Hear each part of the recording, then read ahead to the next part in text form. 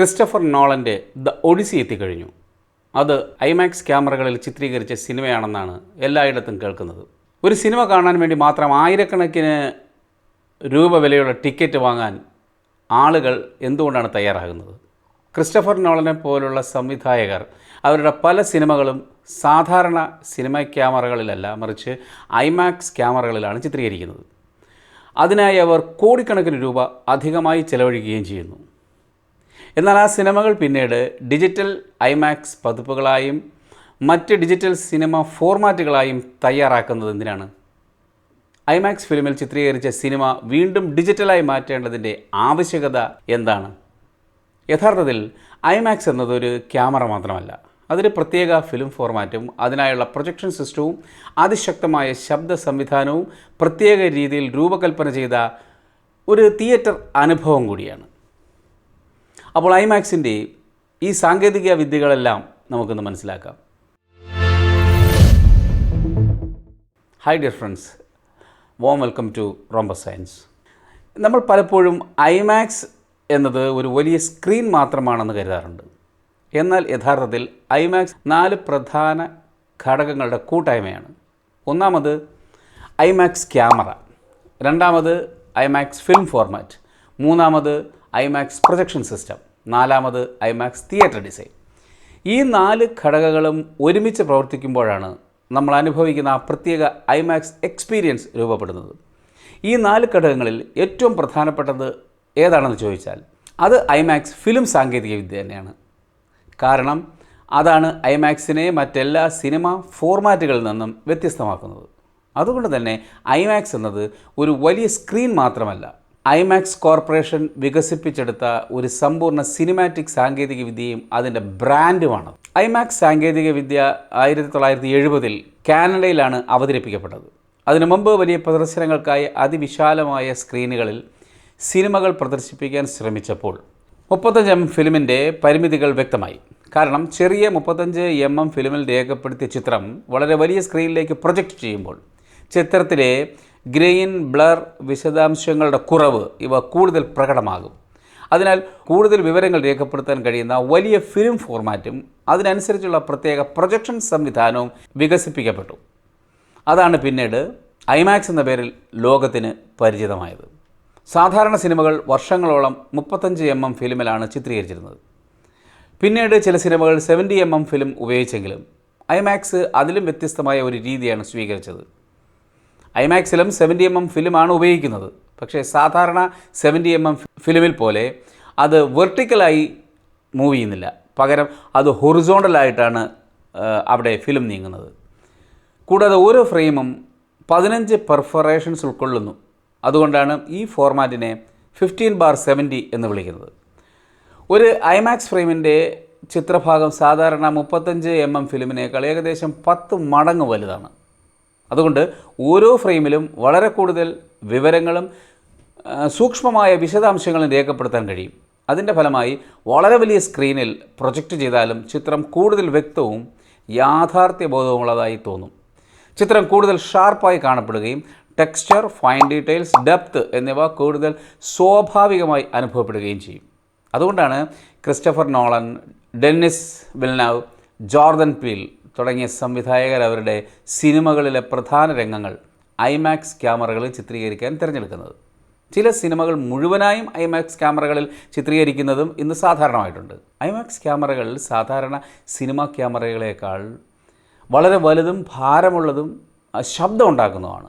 അതുകൊണ്ട് എല്ലാ രംഗങ്ങളും ഇതിൽ ചിത്രീകരിക്കുക പലപ്പോഴും പ്രായോഗികമല്ല.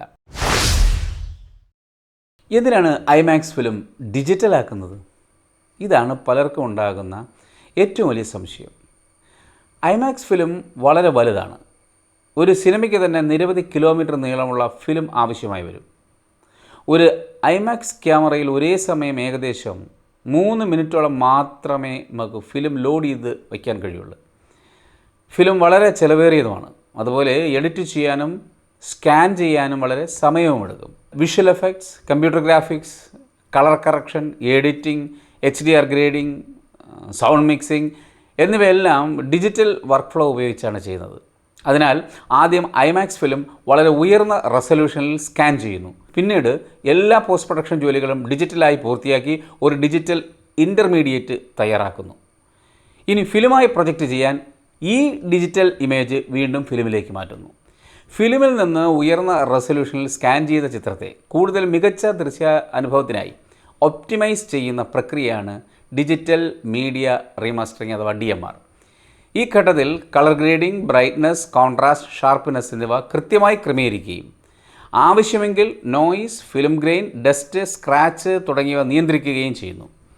ഇതിലൂടെ ഫിലിമിൽ രേഖപ്പെടുത്തിയിരിക്കുന്ന പരമാവധി വിവരങ്ങൾ സംരക്ഷിച്ചുകൊണ്ട് ഐമാക്സ് പ്രദർശനത്തിന് അനുയോജ്യമായ ഡിജിറ്റൽ മാസ്റ്റർ തയ്യാറാക്കപ്പെടുന്നു.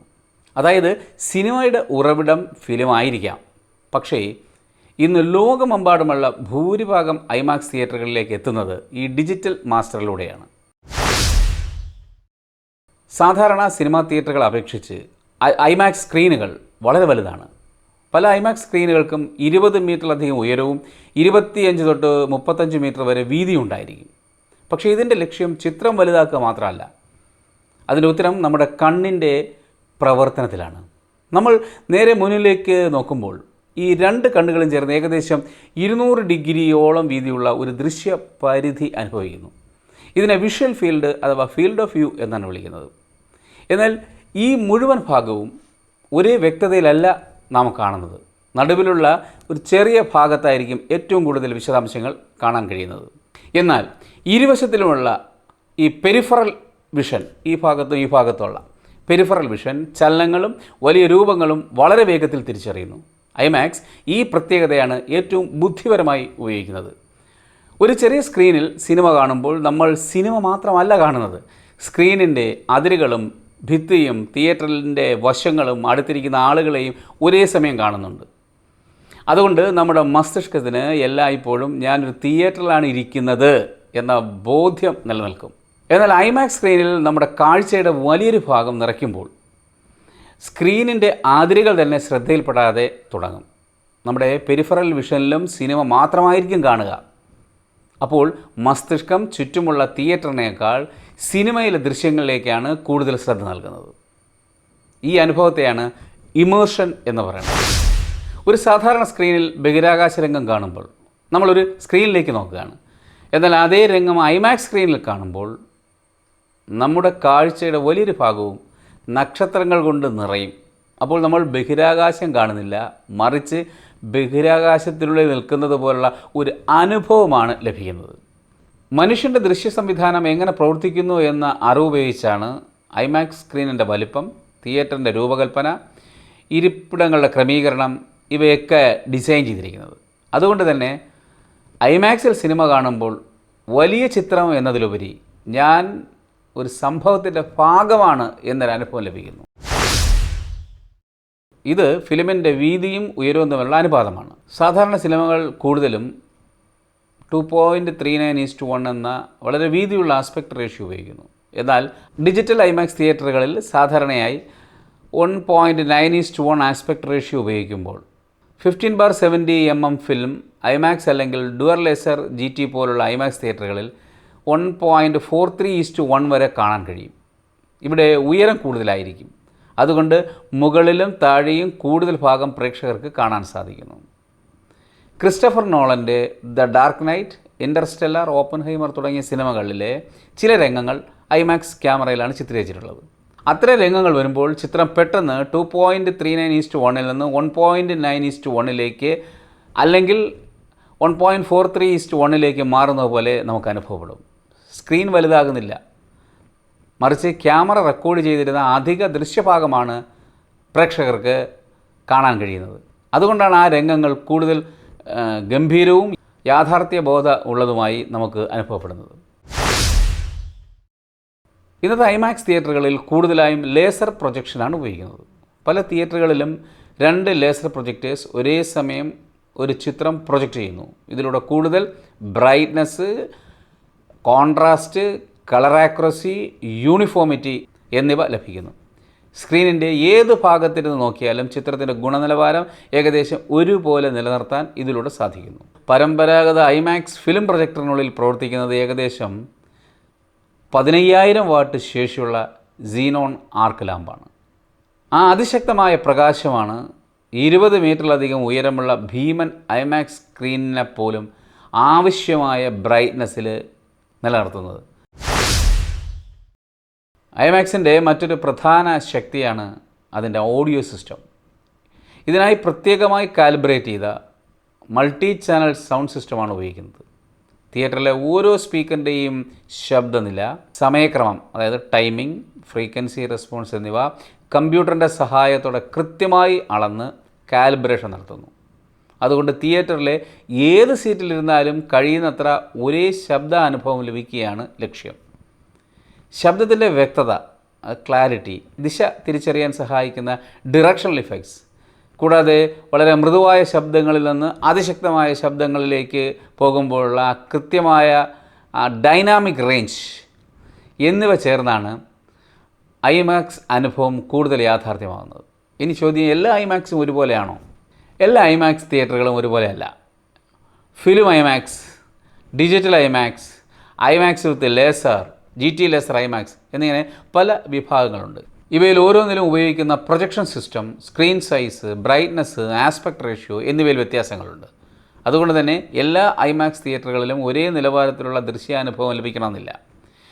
എന്നാൽ ഐമാക്സിൻ്റെ ഉയർന്ന നിലവാരത്തിലുള്ള ഓഡിയോ എക്സ്പീരിയൻസ് എല്ലാ വിഭാഗങ്ങളിലും നിലനിർത്താൻ അവർ ശ്രമിക്കുന്നുണ്ട്. ഇപ്പോൾ നിങ്ങൾക്ക് മനസ്സിലായി കാണും, ഐമാക്സ് എന്നത് ഒരു വലിയ സ്ക്രീൻ മാത്രമല്ല, വലിയ ഇമേജ് ഫോർമാറ്റും പ്രത്യേക ക്യാമറകളും ഉയർന്ന നിലവാരമുള്ള പ്രൊജക്ഷൻ സംവിധാനവും മനുഷ്യൻ്റെ കാഴ്ചാനുഭവം അടിസ്ഥാനമാക്കി രൂപകൽപ്പന ചെയ്ത തിയേറ്ററും അതീവ കൃത്യതയോടെ കാലിബ്രേറ്റ് ചെയ്ത ശബ്ദ സംവിധാനവും ചേർന്നാണ് ഐമാക്സ് എന്ന അനുഭവം രൂപപ്പെടുന്നത്.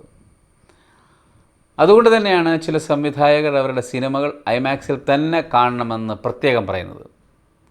അടുത്ത തവണ നിങ്ങൾ ഐമാക്സ് ടിക്കറ്റ് എടുക്കുമ്പോൾ നിങ്ങൾ അധികം പണം കൊടുക്കുന്നത് ഒരു വലിയ സ്ക്രീനിലല്ല, മറിച്ച് ശാസ്ത്രവും എഞ്ചിനീയറിംഗും സിനിമയും ചേർന്ന് സൃഷ്ടിച്ച ഒരു സമ്പൂർണ്ണ സാങ്കേതിക അനുഭവത്തിനാണ്. അപ്പം ഈ വീഡിയോ നിങ്ങൾക്ക് ഇഷ്ടമായെങ്കിൽ ദയവായി നിങ്ങൾ ലൈക്ക് ചെയ്യുക, ഷെയർ ചെയ്യുക. സബ്സ്ക്രൈബ് ചെയ്തിട്ടില്ലെങ്കിൽ സബ്സ്ക്രൈബ് കൂടെ ചെയ്യുക. സംശയങ്ങൾ എന്തെങ്കിലും ഉണ്ടെങ്കിൽ അത് കമൻറ്റ് ബോക്സിൽ രേഖപ്പെടുത്താനും മറക്കരുത്. അപ്പോൾ ഇനി മറ്റൊരു വീഡിയോയുമായി വീണ്ടും കാണാം. അതുവരെ വളരെ നന്ദി, നമസ്കാരം.